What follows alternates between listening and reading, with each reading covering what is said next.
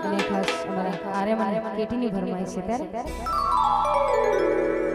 અરે મામા મારી પદ્માને કેજો મારા છેલ્લા રામ આ ખોડીએથી જીવ જાતો રહેશે મારા હે મામા મારી પદ્માને કેજો મારા છેલ્લા રામ આ ખોડીએથી જીવ જાતો રહેશે